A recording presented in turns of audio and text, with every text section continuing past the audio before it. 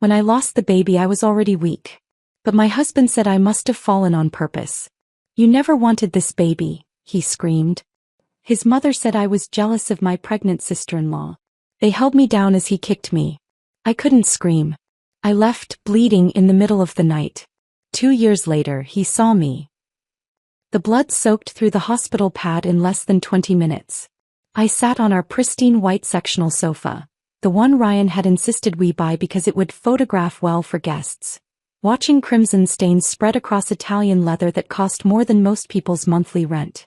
Each cramp felt like my body was trying to turn itself inside out, a physical reminder that Emma was gone. Emma. We'd named her Emma Rose after Ryan's grandmother. I'd whispered that name to my swollen belly for months, promising her stories and lullabies and Saturday morning pancakes shaped like butterflies. Now she was just medical waste in some hospital disposal unit, and I was sitting here bleeding her memory onto expensive furniture. The placental abruption was catastrophic. Dr. Martinez had explained 6 hours earlier, her voice professionally gentle. There was nothing anyone could have done. Sometimes these things just happen. She'd handed me pamphlets about grief counseling and support groups, as if printed words could somehow fill the Emma-shaped hole carved out of my chest. But Ryan hadn't been listening to Dr. Martinez. He'd been pacing the hospital room like a caged animal, his jaw working silently, building toward something explosive. I should have recognized the signs, the way his hands clenched and unclenched, the muscle twitching near his left eye, the deliberate slow breathing he did when he was about to lose control. You never wanted this baby anyway. The words tore through our living room like shrapnel. I looked up from the growing blood stain, seeing my husband transform into someone I didn't recognize. His face was twisted with rage, but underneath it was something worse, relief. As if losing Emma had solved some problem he'd been wrestling with. Ryan, please. I tried to stand, but the cramping doubled me over. The hospital had sent me home with instructions to rest, to let my body heal, to take the pain medication every 4 hours. Instead, I was defending myself against accusations that made no sense. Don't you dare act innocent. His voice cracked on the last word, splitting between grief and fury. I saw how you looked when Sophia announced her pregnancy. Pure jealousy. You couldn't stand that she was glowing while you were just what? The question escaped before I could stop it. Just what, Ryan? That's when Victoria appeared in our doorway like a summoned demon. Ryan's mother had her own key, of course. A boundary I'd tried to establish early in our marriage that had been steamrolled by family tradition. She must have been listening from the hallway, waiting for her cue to join the performance. She's always been jealous of Sophia, Victoria hissed, moving toward me with predatory purpose. Look what she's done now. I tried to stand again, needing to escape to the bathroom, to anywhere but this room where the air felt thick with accusation. Victoria's hands clamped down on my shoulders, pressing me back into the sofa with surprising strength for a woman in her 60s. Her manicured nails dug through my hospital gown, finding the tender spots where 4 needles had left bruises. I'm bleeding, I whispered, as if this obvious fact might penetrate their shared madness. I need to. You need to take responsibility, Victoria spat. Sophia is 8 months along and radiant. Radiant. And here you are, destroying what God gave you because you couldn't handle someone else's happiness. The cruelest part was the nursery upstairs. I'd spent 3 weeks painting it sunshine yellow because we'd wanted to be surprised. Gender neutral didn't mean colorless, I told Ryan, showing him paint swatches with names like Morning Glory and Buttercream.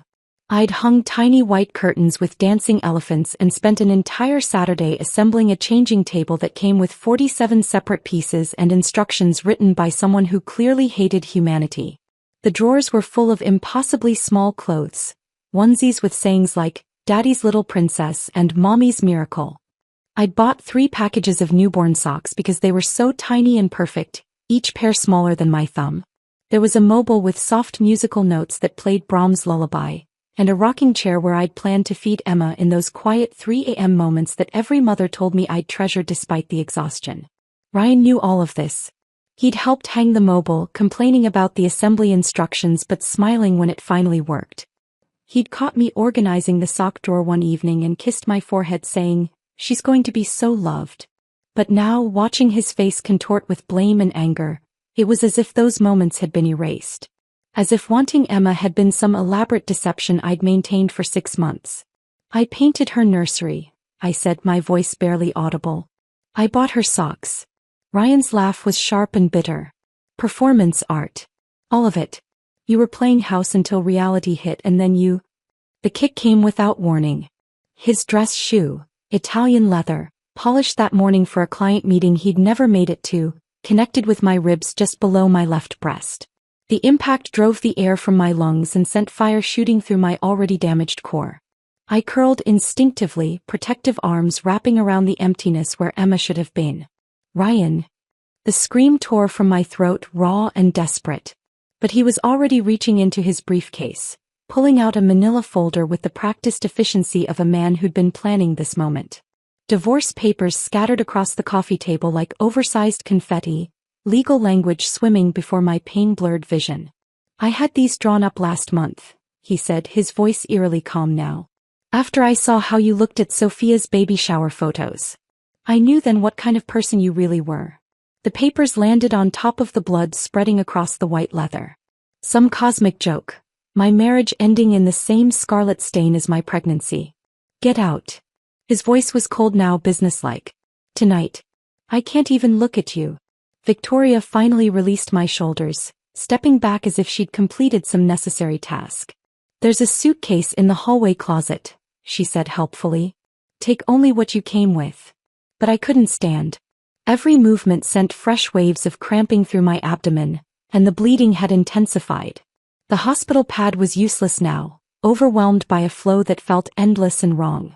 I needed medical attention, needed someone to check if this was normal, needed pain medication and clean clothes, and I said get out. Ryan's voice had dropped to a whisper, which somehow felt more threatening than his shouting. I managed to grab my purse from the side table, fingers fumbling for my phone. My parents' number was the first in my recent calls.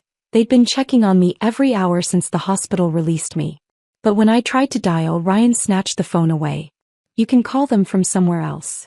The elevator ride down to the lobby felt endless. I leaned against the mirrored wall, watching blood seep through the back of my hospital gown and onto the expensive brass handrail. My reflection looked like something from a horror movie. Pale skin, hollow eyes, crimson stains spreading like abstract art across thin cotton. Marcus, the night security guard, was reading a paperback thriller behind his marble desk. He looked up when the elevator dinged, and I watched his face change as he took in my appearance. For a moment I thought he might help, might ask if I needed an ambulance or a phone or just a place to sit down. Instead he looked away deliberately, turning a page in his book with studied concentration. I understood. Ryan was building management's golden boy, the successful businessman who always tipped well at Christmas and never complained about noise ordinances. I was just the crazy wife having some kind of breakdown. The automatic doors whispered open, releasing me into the October night. The cold hit like a physical blow, cutting through the thin hospital gown and raising goosebumps on skin already clammy with shock. I had no shoes. They were upstairs by our bed where I'd kicked them off after returning from the hospital. The concrete sidewalk felt like ice against my bare feet. My parents' house was 12 miles away. I walked 4 blocks before a taxi finally stopped, the driver taking one look at my condition and wordlessly passing me a blanket that smelled like cigarettes and desperation. He didn't ask questions, just drove through empty streets while I bled silently in his backseat. Dawn was breaking when I finally collapsed on my parents' front porch, my finger trembling as I pressed their doorbell. The sound echoed through their quiet house like an alarm, summoning them to find their daughter broken and bleeding, still wearing a hospital gown stained with the evidence of everything I'd lost in one terrible night. The nightmares stopped on a Tuesday in March, exactly 14 months and 3 days after that horrible night. I woke up in my childhood bedroom, the same room where I'd recovered those first silent weeks, and realized I'd slept through the entire night without once jerking awake in a cold sweat, heart hammering against my ribs like a trapped bird. Dr. Sarah Chin had warned me that healing wasn't linear. Some days you'll feel like you're making progress, she'd said during our first session, her voice warm but honest. Other days you'll feel like you're back at square one. That's normal. Trauma doesn't follow a schedule. Those 14 months had been a careful reconstruction of a person I'd forgotten existed. Twice weekly therapy sessions where I learned words like gaslighting and emotional abuse, Clinical terms that somehow made Ryan's behavior feel less like my fault and more like a pattern I'd been trapped in. Grief counseling, where I finally said Emma's name out loud without my voice breaking into pieces. Sleep medication that helped quiet the part of my brain that replayed Victoria's manicured nails pressing into my shoulders, over and over like a broken record. My mother had turned my old room into a craft space years ago, but she quietly moved everything out and repainted the walls a soft lavender. For peace, she'd said, though we both knew it was because I couldn't handle the color white anymore. Too many associations with blood-stained leather and sterile hospital rooms. The farmer's market had become my Saturday morning ritual, a gentle reintroduction to the world beyond therapy appointments and legal meetings.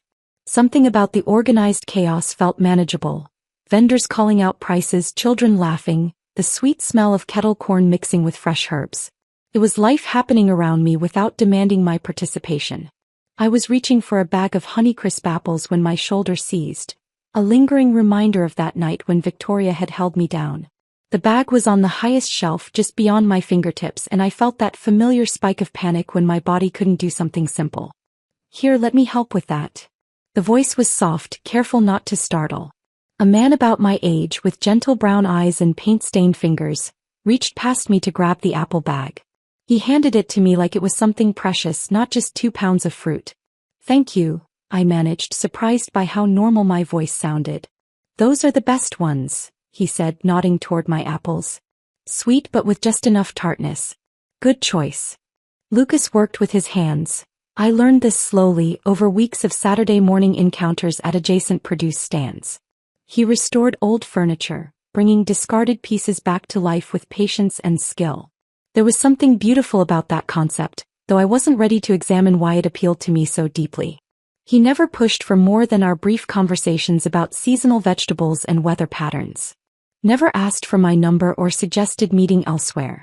Just existed in my peripheral vision, a steady presence who made the farmer's market feel safer somehow. The invitation to coffee came from me 3 months later when I finally worked up the courage. "Would you like to grab coffee sometime? Not here, I mean. Somewhere with actual chairs." His smile was sunshine breaking through clouds. "I'd like that very much." Our first coffee date lasted 4 hours. We talked about books and travel dreams and the way morning light looked different in autumn. Lucas had traveled through Southeast Asia after college, teaching English in small villages where children chased chickens through dusty streets. I told him about my job as a graphic designer, how I'd always loved creating beautiful things from nothing. He didn't ask why I seemed nervous when the barista dropped a ceramic mug, the crash echoing through the cafe like a gunshot. Didn't comment when I chose the seat facing the door, needing to see everyone who entered. Just continued our conversation about his latest restoration project, a 1920s armoire he'd found at an estate sale. The second date was at a quiet bookstore cafe, surrounded by towering shelves and the comforting smell of old pages. Lucas brought me a small succulent in a hand-painted pot. "For your windowsill," he said simply. "They're hard to kill," which I figured might be a selling point. I laughed for the first time in months. Really laughed, not the polite social sounds I'd been making. The plant sat on my bedroom windowsill for weeks, proof that something could thrive under my care. By our third date, I'd started to trust the quiet spaces between us. We were walking through Riverside Park, the same park where everything would later unravel, though I didn't know that yet. Lucas had been telling me about his childhood dog, a golden retriever named Buster who could catch frisbees like an Olympic athlete. "If you're ever ready to talk about whatever happened, I'll listen," he said suddenly, stopping beside a bench overlooking the duck pond. "If not, that's okay too." The words hung in the air like an offering. No pressure, no timeline, no expectation that I owed him my trauma in exchange for his kindness. Just an open door I could walk through whenever I felt ready. "There was a man," I said finally, my voice barely above a whisper. "My husband. Ex-husband now. He hurt me when I was already broken." Lucas sat down on the bench, patting the space beside him. I joined him, watching ducks glide across the water like nothing terrible had ever happened in the world. "That wasn't your fault," he said quietly, and something inside my chest that had been held too tightly finally began to loosen. "None of it." 6 months later I was pregnant again. The 2 pink lines appeared on the test like an accusation, and I sank to my bathroom floor, hyperventilating. What if it happened again? What if my body was broken in ways that couldn't be fixed? What if loving this baby would just lead to more loss? Lucas found me there 20 minutes later, still clutching the plastic stick.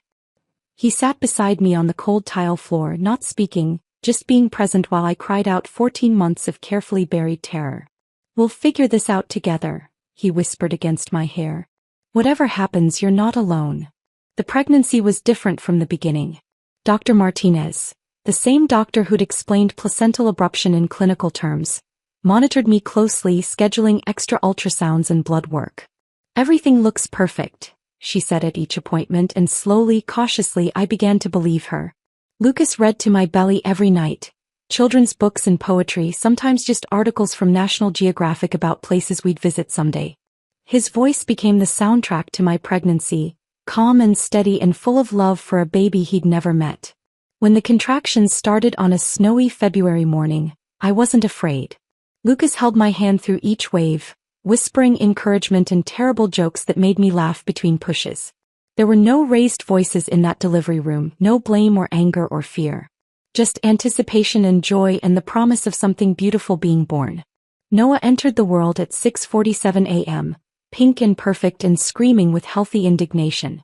Lucas cried when the doctor placed him on my chest.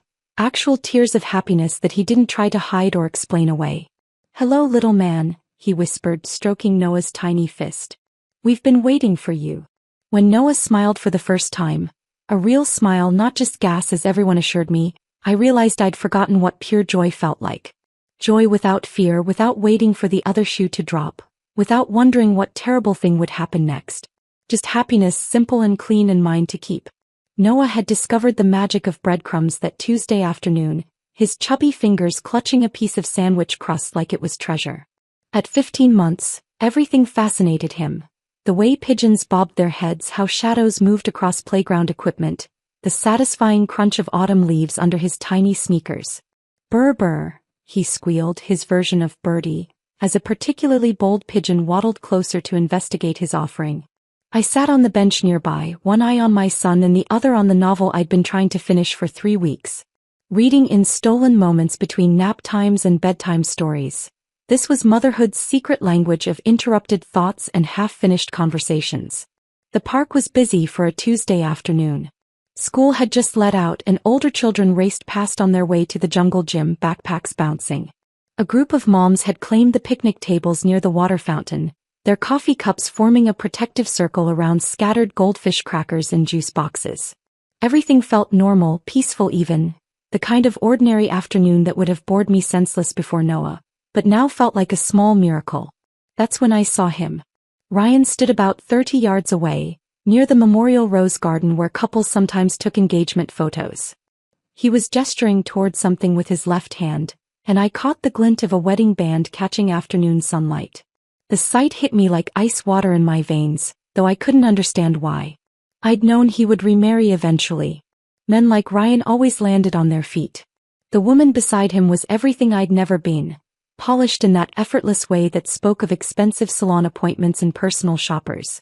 Her blonde hair fell in perfect waves past her shoulders, not a strand out of place despite the October breeze. She wore cream-colored slacks that somehow stayed pristine around children and dirt, and her engagement ring was massive, a princess-cut diamond that threw rainbows when she moved her hand. She was laughing at something on her phone, completely absorbed in whatever TikTok or Instagram story had captured her attention. Oblivious to the fact that her fiancé had just gone statue still, his face cycling through expressions like a broken slideshow. I watched Ryan's progression of emotions with the detached fascination of someone observing a car crash in slow motion. First came shock. His mouth actually fell open, which would have been comical if my heart wasn't suddenly hammering against my ribs. Then calculation, his eyes narrowing as he processed what he was seeing. Finally, something that looked disturbingly like panic. His gaze shifted from me to Noah, who had abandoned the pigeons and was now investigating a particularly interesting stick. I could practically see the wheels turning in Ryan's head, the mathematical equation he was trying to solve. Counting months, measuring timelines, wondering if the child 15 feet away shared his DNA. Noah chose that moment to toddle toward me, stick clutched triumphantly in his fist. "Mama." "Stick," he announced as if he'd discovered fire. His eyes were Lucas's warm brown, his smile pure sunshine, his entire being radiating the kind of security that comes from being loved unconditionally since birth. I scooped him up, breathing in his sweet baby scent, graham crackers and fresh air and the lingering traces of his morning bath. "What a wonderful stick," I murmured against his soft hair, my voice somehow steady despite the earthquake happening inside my chest. The smart thing would have been to stay. To let Ryan see exactly how unaffected I was by his presence, how completely I'd moved on from the wreckage he'd made of my life. But smart wasn't the same as safe, and every instinct I'd developed over the past 2 years was screaming at me to leave. No. I kissed Noah's forehead, a gesture so automatic it might have been breathing, and started walking toward the parking lot. Not running, not fleeing, just a mother collecting her child and heading home for dinner and bath time. Nothing unusual about that. "Ryan, what's wrong? Who was that woman?" The fiancé's voice carried across the playground, tinged with confusion and something sharper. I didn't turn around, didn't acknowledge that I'd heard anything at all. Let him explain that. Let him try to justify why he'd reacted like he'd seen a ghost to a woman and child he supposedly didn't know. My hands shook as I buckled Noah into his car seat, muscle memory taking over while my mind raced. He babbled happily about birds and sticks, completely unaware that our peaceful afternoon had just been shattered by the appearance of a man who'd once kicked his mother while she bled. The drive home passed in a blur of traffic lights and turn signals. Noah fell asleep before we reached our street, exhausted from his adventure. I carried him inside, settling him in his crib with the gentle efficiency of practiced motherhood, then stood in his doorway watching him sleep until my heartbeat finally slowed to something approaching normal. Lucas wouldn't be home for another hour. I made tea with hands that had finally stopped trembling, curling up on our worn sofa with the same novel I'd been attempting to read. The words blurred together, meaningless black marks on white pages, while my mind replayed every second of those terrible few minutes in the park. My phone buzzed at 8:47 p.m., just as I was closing Noah's bedroom door after his final story. The number wasn't saved in my contacts, but I recognized it with the sick certainty of muscle memory. Ryan's old number, the one I'd deleted 2 years ago but somehow still knew by heart. "Is that my child?" 4 words that managed to be both question and accusation, desperation wrapped in the pretense of authority. I stared at the screen until it went dark, then immediately blocked the number. But the damage was already done. Those 4 words told me everything I needed to know about Ryan's mental state, about what he'd been thinking during those long moments of calculation in the park. He'd been wondering. Maybe for months, maybe since the divorce papers were signed and he'd had time to count backwards from conception dates. Maybe since he'd seen Sophia's children and realized what he'd thrown away in a moment of rage and blame. His perfect new life suddenly had a question mark in it. The polished fiancée with her flawless hair and pristine slacks, the fresh start he'd built on the foundation of my destruction, all of it now complicated by the possibility that he'd walked away from his own child. I thought about Amanda. That was her name I'd learned from mutual acquaintances, planning her wedding to a man who'd just sent desperate text messages to his ex-wife. Choosing flowers and venues while her future husband counted months and wondered if he'd made a terrible mistake. The irony was almost beautiful in its completeness. Ryan had spent our entire marriage accusing me of jealousy, of being unable to handle other people's happiness. Now he was the one consumed by what-ifs, poisoned by the possibility that I'd found everything he'd thrown away. Love, family, the kind of peace that comes from being cherished instead of tolerated. I deleted the blocked message and went to check on Noah one more time. He slept with his arms flung wide, completely trusting that he was safe, that tomorrow would bring more birds and sticks and adventures. In the soft glow of his nightlight he looked exactly like Lucas. Same gentle features, same sense of quiet contentment. Ryan could wonder all he wanted. The truth was simpler than his desperate calculations. Noah was born from love, not obligation. From healing, not damage. From a man who read bedtime stories and painted nurseries and held my hand through every contraction. Some questions didn't deserve answers and some ghosts needed to stay buried. The call came on Friday morning while I was folding Noah's tiny laundry, an endless task that somehow brought me peace. Mrs. Rodriguez's voice crackled through my phone speaker, her slight accent more pronounced than I remembered. "Mija, I hope I'm not bothering you, but I think you should know. That man has been asking questions about you." I stopped mid-fold, a miniature dinosaur t-shirt clutched in my hands. Mrs. Rodriguez had lived 2 doors down from Ryan and me in our old building, a sharp-eyed woman who missed nothing and said little. She'd always been kind to me, the type who remembered your birthday and noticed when you looked tired. What kind of questions? I asked, settling into the rocking chair Lucas had bought for Noah's room. He came by Tuesday night real late. Asked Marcus if he remembered anything from that night his wife had her breakdown. Wanted to know if there were any security cameras, any witnesses to her erratic behavior. Mrs. Rodriguez's voice carried decades of skepticism. Marcus, that fool, he was ready to help until I reminded him what we actually saw. My heart started that familiar rapid-fire rhythm, but I forced my voice to stay steady. What did you tell him? Nothing. But honey, I've been keeping something for you all this time. She explained it slowly, carefully, like she was handling something fragile. That night, the night Ryan kicked me out while I was bleeding, she'd been awakened by voices in the hallway. Angry voices, then crying, then the sound of the elevator opening and closing multiple times. I looked through my peephole first, you understand. Saw that mother of his in the hallway, pacing like a cat. Then I checked my Ring camera. She paused and I could hear her adjusting the phone. I saw everything, Mija. You stumbling to the elevator, asking Marcus to call your parents. The blood on your dress, the way you could barely stand. The timestamp read 2:47 a.m. The footage was crystal clear. A woman in obvious medical distress, not someone storming out dramatically as Ryan had apparently told everyone. The camera had captured me begging Marcus for help, had recorded the security guard's deliberate indifference, had documented every painful step I took toward those glass doors. I called 911 that night, Mrs. Rodriguez continued. Told them I thought someone was being attacked. They said they'd send a car, but by the time anyone showed up, you were gone. I filed a written statement anyway, seemed like the right thing to do. She'd saved everything. The video files, the police report number, her own handwritten account of what she'd witnessed. Something felt wrong about his story from the beginning, she said simply. A woman doesn't bleed like that from being dramatic. I found myself crying, not from sadness but from the overwhelming relief of being believed. For 2 years I'd carried the weight of Ryan's narrative, the nagging doubt that maybe I had been unstable, maybe I had caused everything to fall apart. Mrs. Rodriguez's evidence was like finding water in a desert. Why are you telling me this now? I asked. Because he's getting married next month and his bride-to-be has been asking around about you. Sweet girl, seems genuinely confused about why her fiancé gets so upset when your name comes up. Figured she deserved to know the truth before she makes a mistake. Word travels fast in certain circles, especially when it involves someone as prominent as Ryan had been in our social group. Within a week of our park encounter, people were talking.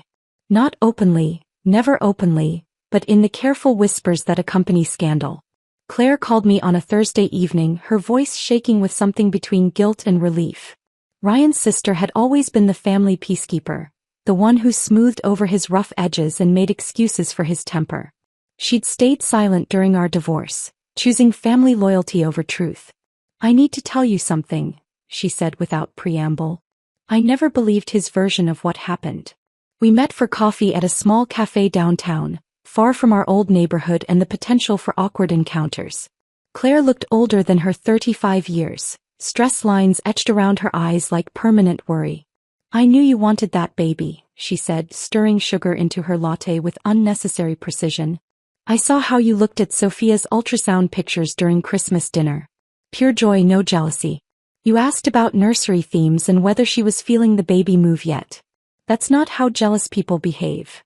She'd heard Ryan's version, the unstable wife who couldn't handle her sister-in-law's pregnancy, who'd somehow caused her own miscarriage through emotional instability.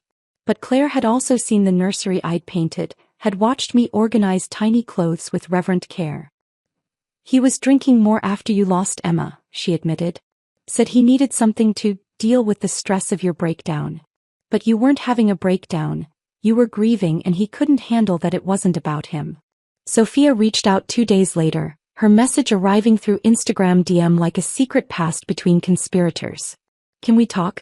I owe you an apology. Sophia had always been Ryan's golden child, the sister-in-law who could do no wrong. Beautiful, successful, married to a surgeon who treated her like a queen. During my marriage, I genuinely admired her life while battling my own insecurities. We met at her office during her lunch break, a sterile conference room that smelled like industrial carpet cleaner and stress. Sophia was 8 months pregnant with her second child, glowing in that effortless way that had once made me feel invisible.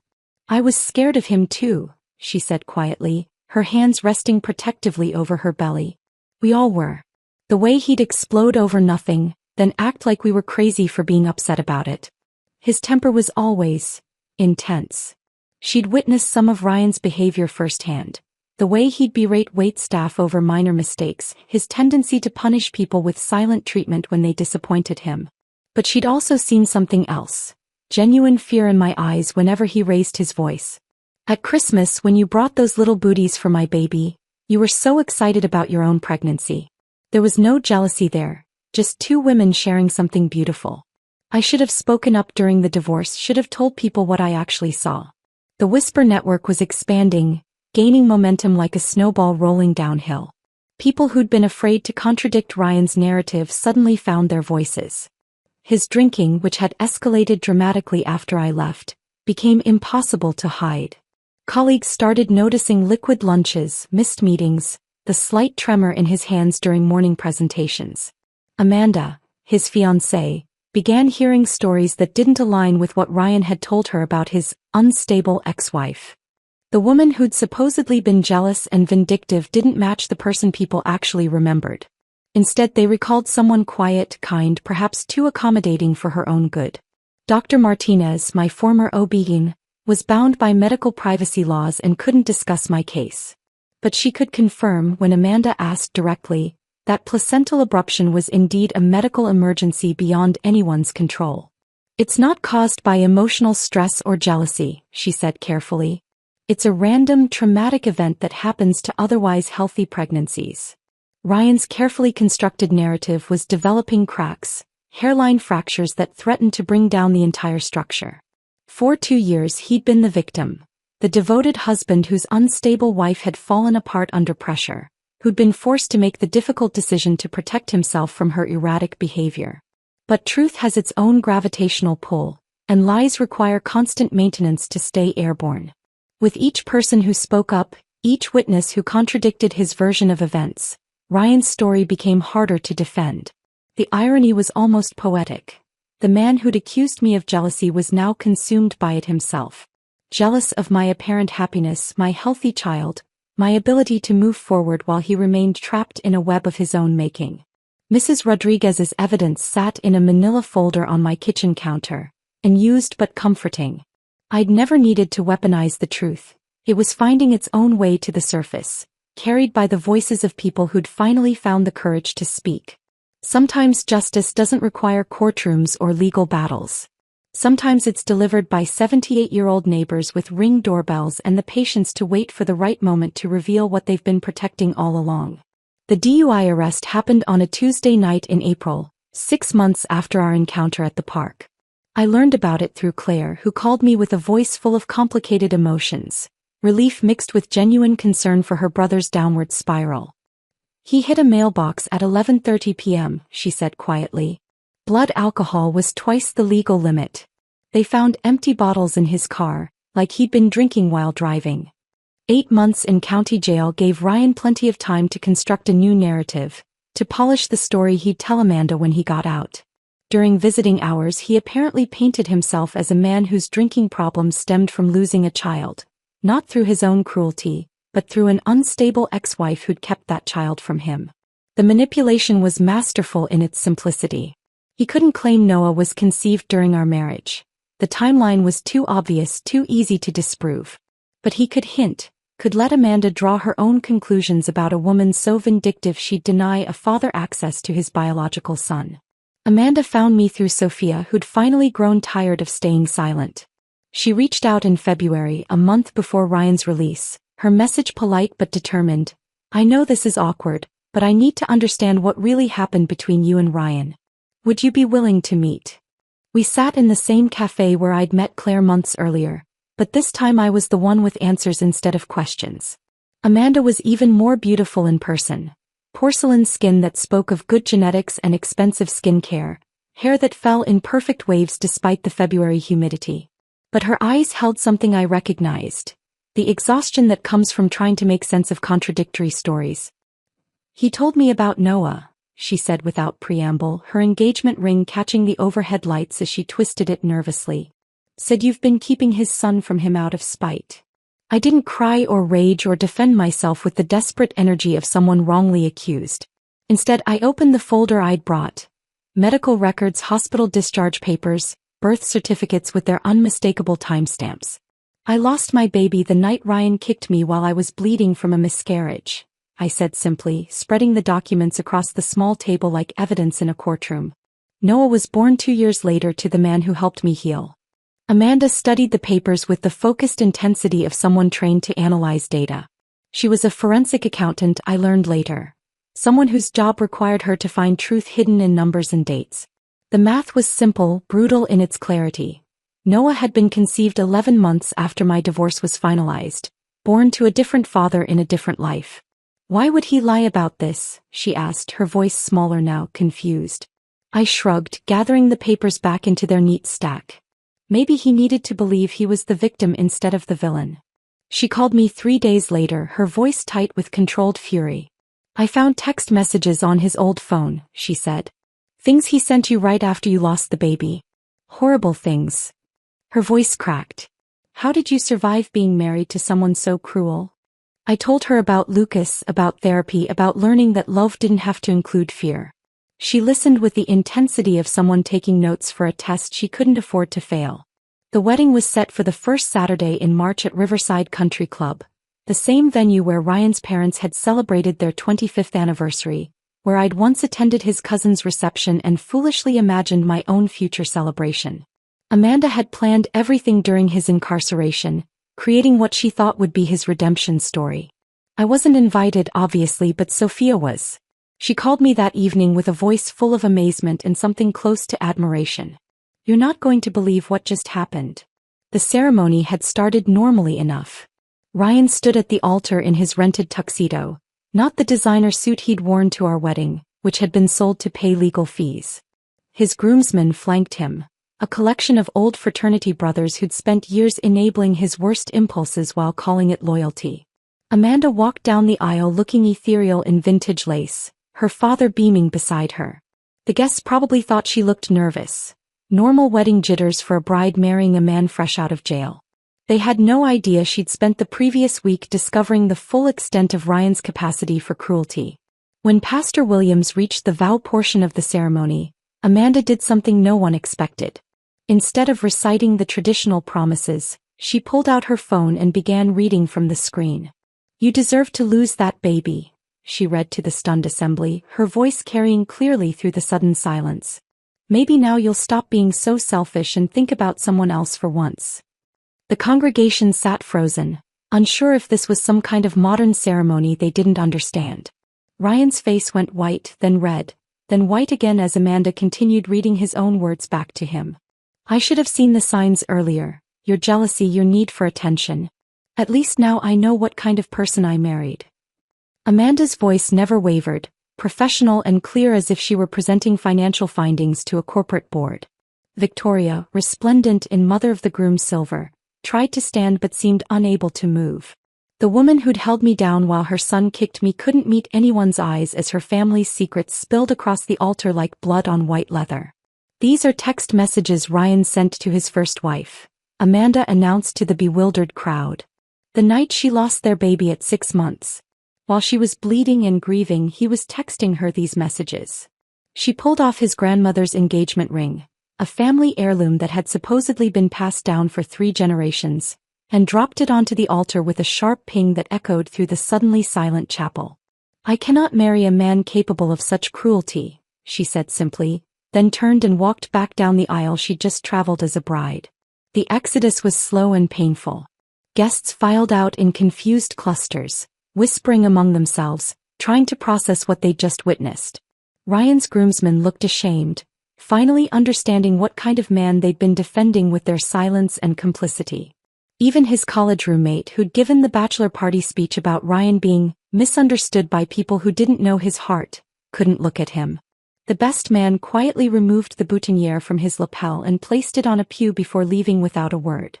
The venue coordinator, a professional woman who'd probably seen every kind of wedding disaster, later told Sophia that she'd never experienced anything quite like it. The reception hall sat empty for 3 hours. Round tables decorated with Amanda's carefully chosen centerpieces, a 4-tier cake adorned with sugar flowers that would never be cut, a dance floor that would never feel the weight of celebrating feet. Catered dinner grew cold under warming lamps while vendors waited for instructions that never came. The photographer packed up his equipment without taking a single picture of the non-existent reception. The DJ played music to an empty room until someone finally told him to stop.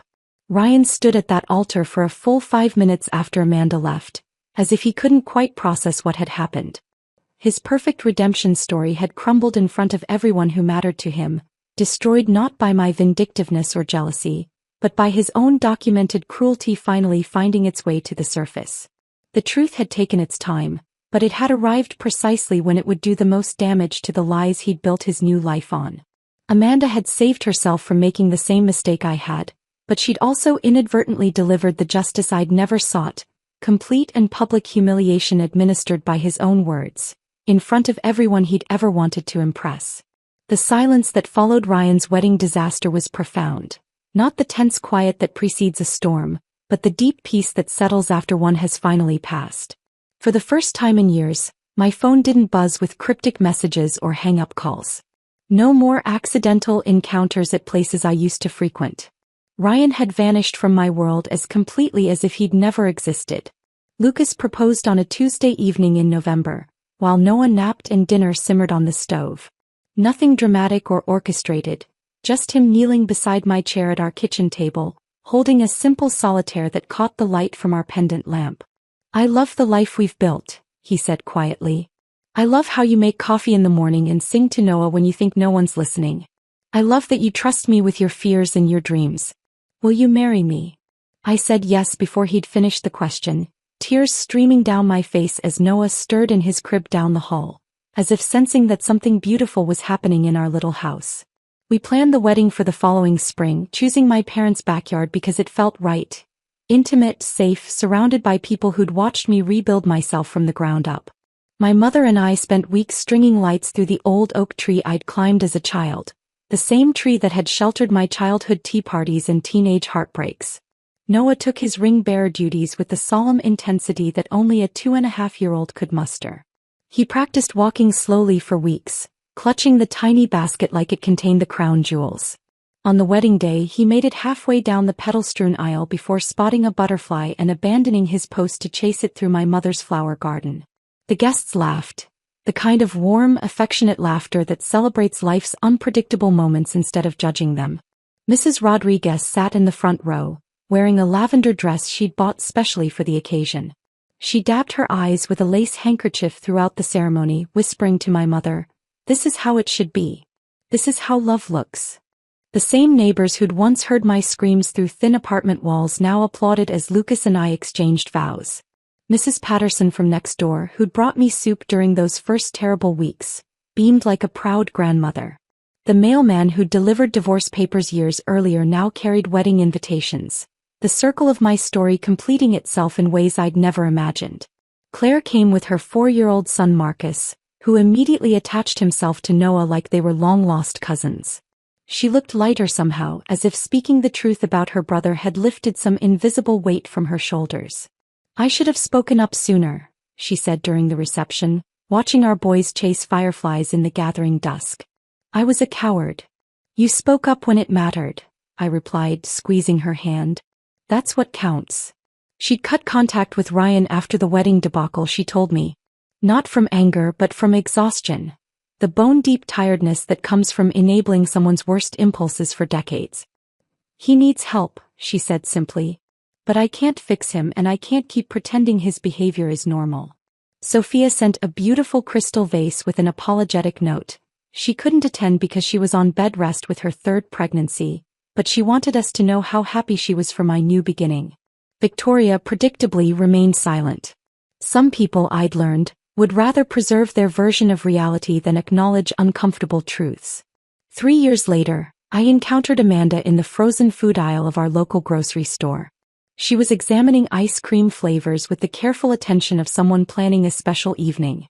The massive engagement ring was gone, replaced by a simple gold band that caught the fluorescent lighting as she reached for a pint of mint chocolate chip. "How are you?" she asked, her smile genuine and warm. There was a lightness to her that hadn't been there during our coffee meeting years earlier, a sense of someone who'd dodged a bullet and knew it. "Good," I said, gesturing to Noah, now 5 and helping me load our cart with his favorite cereal. "Really good. How about you?" She showed me photos on her phone. Her new husband, a middle school science teacher who coached Little League on weekends. Their engagement photos showed a man with kind eyes and laugh lines, someone who looked at Amanda like she was the best surprise life had ever given him. "Thank you," she said simply, closing her phone. "You saved me from making the biggest mistake of my life." "You saved yourself," I told her truthfully. "I just told you the truth." She hugged me then, right there between the frozen pizzas and ice cream, 2 women who'd survived the same man in different ways. "I hope you're incredibly happy," she whispered against my ear. The strangest part about my new life was its beautiful ordinariness. No drama, no crisis management, no walking on eggshells or bracing for the next explosion. Lucas and I argued about normal things, whose turn it was to take out the garbage, whether Noah needed a haircut, where to vacation next summer. Arguments that ended with compromise instead of punishment, discussions instead of dictates. Noah called Lucas Daddy without any prompting or explanation needed. To him, this was simply the natural order of things. Daddy read bedtime stories and built elaborate block towers and taught him to ride a bike in the driveway. There was no other man in our story, no complications or confusion about family structure. Mrs. Rodriguez's manila folder remained tucked in my desk drawer, evidence I'd never needed to use but found comforting nonetheless. Proof that my memories were real, that the truth had witnesses, that justice sometimes comes in unexpected forms delivered by elderly neighbors with Ring doorbells and strong moral compasses. Sometimes, usually late at night when the house was quiet and Noah was sleeping safely in his room, I wondered about Ryan. Whether he'd gotten help for his drinking, learned to take responsibility for his actions, found some measure of peace. But these thoughts were fleeting, more curiosity than concern. Mostly I didn't think about him at all. I hadn't destroyed Ryan's life. His choices had done that. The drinking, the cruelty, the refusal to accept responsibility for his actions. Amanda's public reading of his text messages hadn't created his character. It had simply revealed what was already there. I just refused to carry his shame anymore, and apparently that had been enough. My therapist had warned me that healing wasn't about forgiveness or revenge. It was about indifference. The ability to think about your abuser the way you'd think about a stranger on the bus. Briefly, without emotional investment, then not at all. I'd reached that blessed state of psychological freedom where Ryan existed in my past like any other closed chapter. The oak tree in my parents' backyard grew new leaves each spring, its branches reaching higher toward sunlight. Noah would climb it someday just as I had, learning that even the strongest trees bend in storms but rarely break. Some stories end with dramatic confrontations or perfect justice. Mine ended with something better. Peace and the quiet knowledge that truth has its own timeline, its own way of setting things right. If this story of quiet justice had you holding your breath, hit that like button right now. My favorite part was when Amanda read Ryan's cruel text messages at the altar, exposing his true nature to everyone. What was your favorite moment? Drop it in the comments below. Don't miss more powerful stories like this. Subscribe and hit that notification bell so you never miss an upload.